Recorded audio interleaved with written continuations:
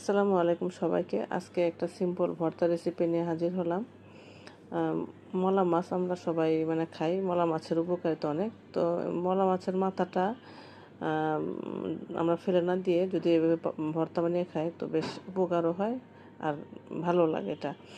তো কিছু মলা মাছের মাথা প্রথমে কেটে ধুয়ে পরিষ্কার করে নেব, তারপর লবণ হলুদ মাখিয়ে কড়াইতে তেল দিয়ে মুচমুচে করে ভেজে নেব।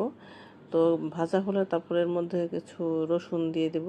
রসুন দেওয়ার পর তারপর কিছু কাঁচামরিচ দেব, দিয়ে তারপর নেড়ে আবার ভালো করে ভেজে নেব।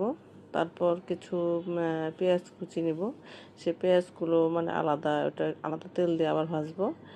ভেজে নিয়ে তারপরে তো ভর্তা বানাতে চলে যাব। ভর্তা সাধারণত আমি পাটাই বানাই, বেশিরভাগ বেটে। বাটা ভর্তাগুলো পাটাতেই বেশি ভালো লাগে।